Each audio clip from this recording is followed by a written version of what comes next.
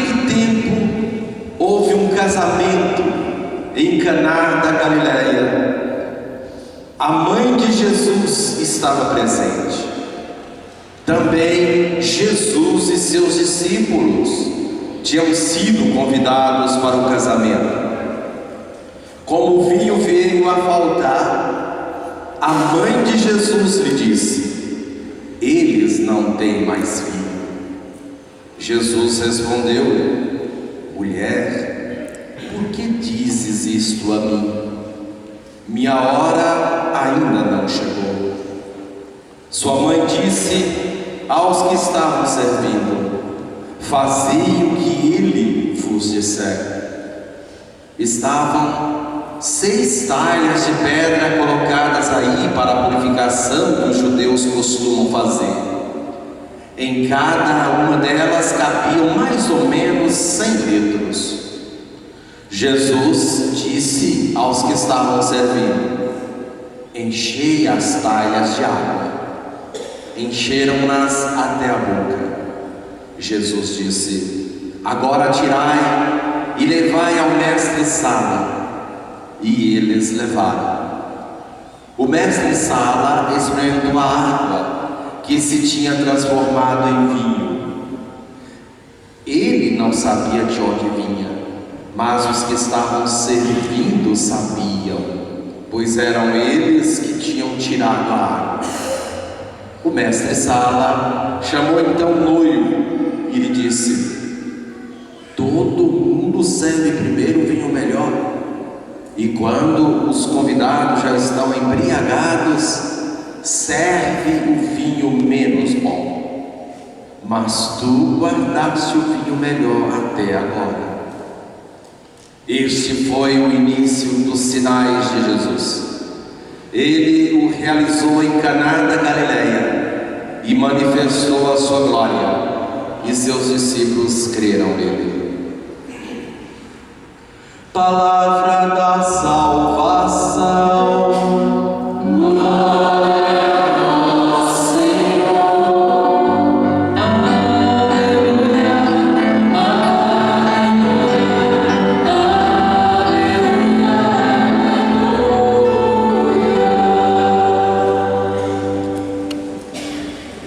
fazei tudo o que ele vos disser. Queridos irmãos e irmãs, com a imagem do casamento, este trecho do Evangelho apresenta a relação de amor que Deus, o marido, estabelece com seu povo, a esposa. Nossa alegria é saber que Deus garante a alegria dessa festa. O Evangelho fala das bodas de Caná. Jesus realiza o primeiro milagre, sinal de uma realidade mais profunda: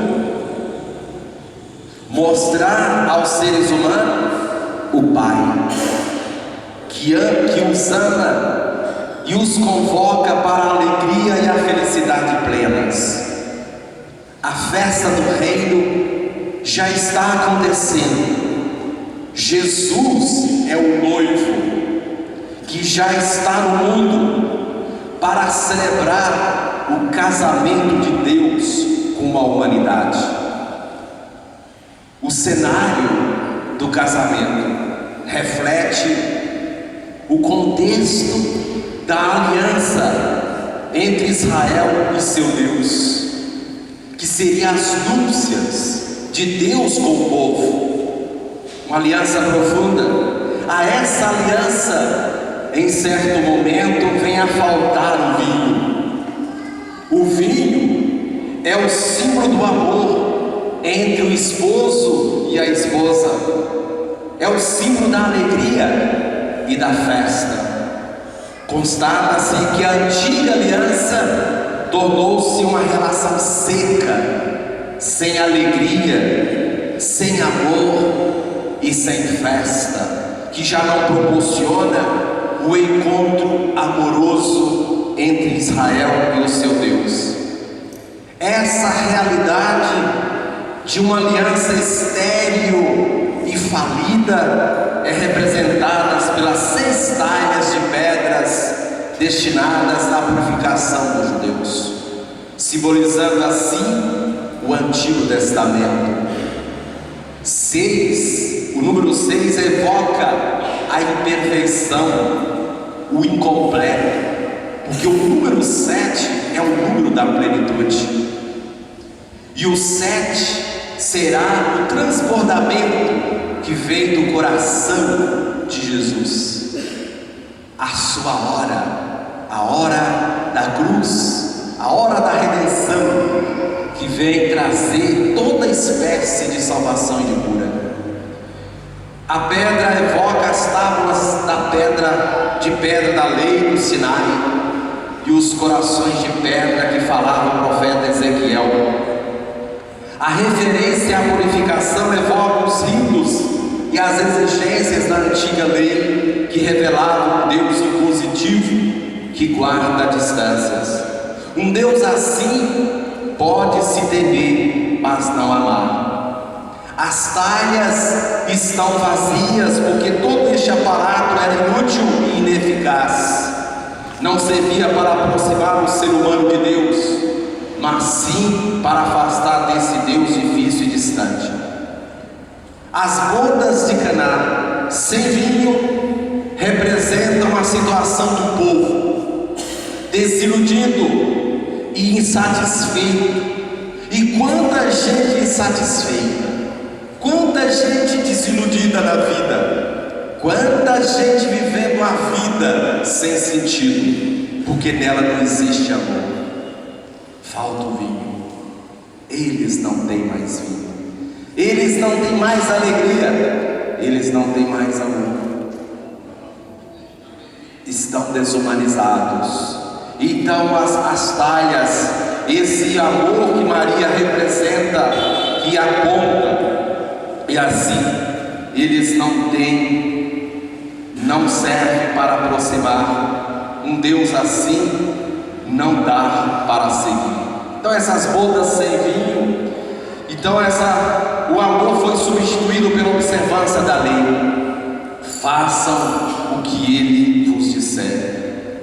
Agora Jesus fará a passagem do antigo para o novo, e o novo é melhor. Quando fala do melhor vinho, é o vinho que ele veio trazer. E assim os personagens que aparecem nas bodas, e aqui nós gostaríamos de destacar o papel da nossa mãe, rainha, intercessora, solidária. A mãe é ela que percebe a situação. Não tem vinho. Representa o povo fiel que já tinha percebido a realidade e esperava que o Messias viesse transformar essa situação. A mãe de Jesus desencadeia o milagre da transformação. Pelo nascimento do Filho, ela tornou possível o milagre da encarnação. O evangelista João, queridos irmãos, quer nos dizer que esse primeiro sinal de Caná da Galileia que Jesus realiza é o sinal da encarnação. É o primeiro milagre, porque foi em Jesus que Deus restabelece a aliança perdida pelo pecado. É em Jesus que tudo é resgatado. E Maria, nossa mãe, ela é a porta disso. É a porta da encarnação. Ela é a porta pela qual Jesus entra no mundo humano. Ela o introduz entre os seres humanos. Ela é a primeira a sentir a carência. Ela avisa Jesus da falta do vinho. Só quando chegar a sua hora deverá oferecer o vinho em quantidade. O próprio Jesus é o vinho que alegra ao coração humano. Este é o melhor vinho. Na hora de sua morte, haverá de abrir o seu coração para nós. Aí sim poderemos tomar o vinho que jorra do seu coração. O vinho verdadeiro é o do amor de Deus, que brota do coração aberto de Jesus. Por isso, Nossa Senhora não entende a resposta como uma reprimenda. Ela crê no Filho, ela crê em seu amor transformador, mesmo antes do sinal que ele estatue no milagre do vinho. Façam o que ele vos mandar. Então ela, por isso que nós a veneramos, porque ela nos aponta na direção de Jesus. Devemos ser seguidores do seu Filho. É através dela que chegamos a Jesus. Ela nos indica o caminho. E neste caminho, Rosa Mística nos dá uma dica, simbolizada nas 3 rosas. A rosa branca, lembrando aqui que nós devemos ter uma relação de intimidade com Deus. Devemos incrementar em nossa vida a oração, a meditação, a leitura orante, ser aqueles como é a nossa mãe, acolhedora da palavra, que medita a palavra. É uma vida de oração, das relação com o Todo-Poderoso. A rosa branca nos coloca na dinâmica, na mística da rosa, que é Nossa Senhora. Foi a primeira que muito bem soube acolher. A rosa vermelha, que nos lembra aqui que ela é a mãe da misericórdia, e que nos reporta também um exercício importantíssimo em nossa vida, o sacrifício, a abnegação, a mortificação dos nossos más tendências, nossos maus desejos, a gente harmonizar a nossa vida, ter uma vida integrada. Por isso o sacrifício. Ser cristão requer, como diz em Colossenses 3, mortificar o velho homem que está em nós. Então a rosa nos lembra no sentido de ser mais amoroso, e a rosa amarela, que vem aí nos dizer que devemos estar sempre reconciliados com Deus, reconciliados conosco mesmo. É o sentido da penitência, da reparação dos nossos pecados, que nos distancia de Deus. Então oração, esse sacrifício e também essa abnegação, essa forma, a penitência, viver sempre reconciliado, recorrer sempre a Deus, esse é o caminho que ela nos indica. Façam o que Ele está mandando. Ser cristão não é tão simples assim. Por isso, em muitas vidas falta o vinho do amor, da ternura, do acolhimento, da alegria, da paz. Quantas famílias sem paz?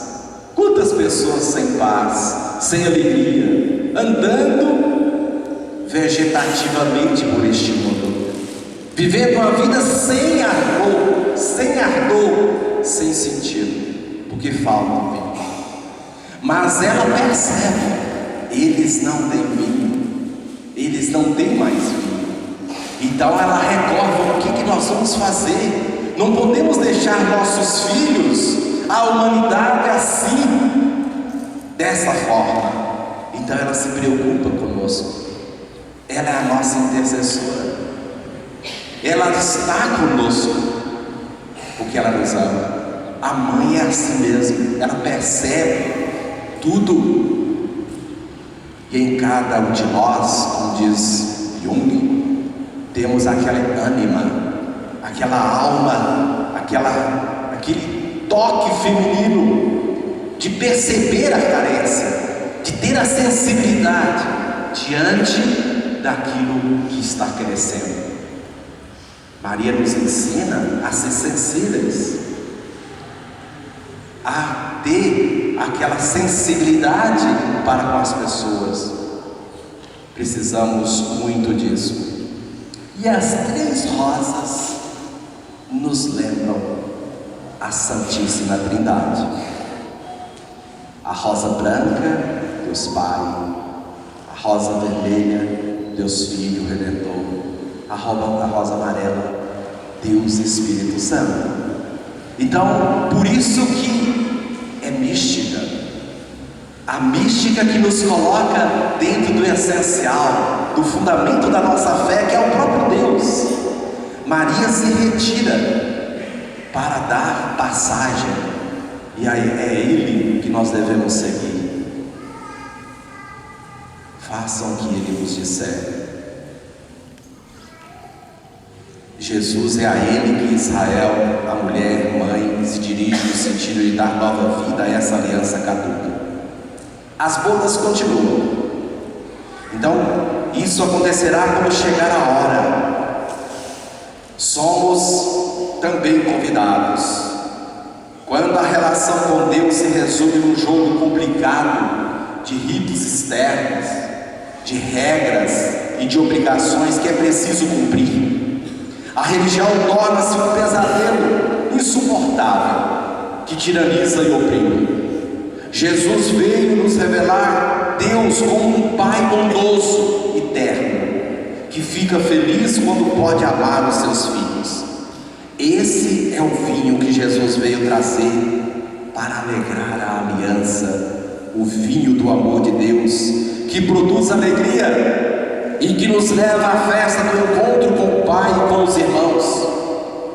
E Jesus revela também o seu grande amor a toda a igreja, quando revela o Espírito da verdade, aquele que nós recebemos, que está cravado nos nossos corações.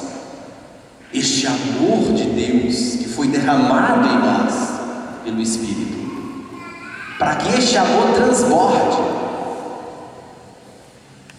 Falta vinho do amor na vida de muitas pessoas, porque falta o Espírito Santo, o vinho de Deus. Então, as rosas nos colocam dentro do mistério maior que devemos aí seguir. A nossa religião é um encontro com Jesus, que nos dá o vinho do amor. O que os nossos olhos e os nossos lábios revelam aos outros?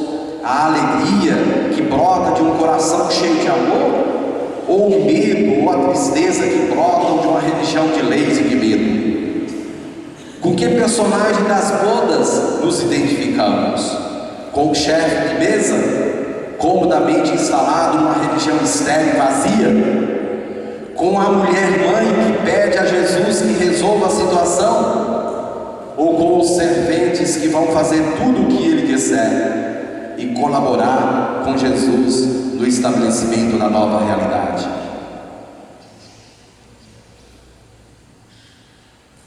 Há nos um relato de aparições na Europa e também na América, relato da aparição de Nossa Senhora. O principal tema abordado por ela nas aparições é a vocação religiosa e a necessidade de oração para que os religiosos do mundo inteiro cumpram sua missão evangelizadora e que sejam de fato instrumentos do amor de Jesus.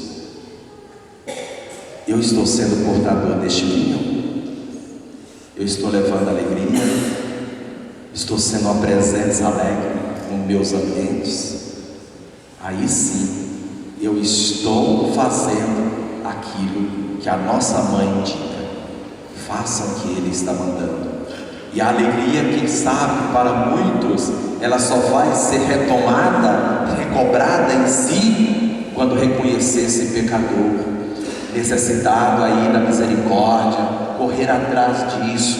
Enquanto você estiver vivendo no pecado, você vai estar infeliz, triste, sem o vinho do amor. Então, portanto, precisa buscar a fonte da alegria, apresentado por Nossa Senhora, que é um dos grandes desejos, a reparação das nossas faltas, para reinar a alegria em nossa vida e na vida de quem convive conosco.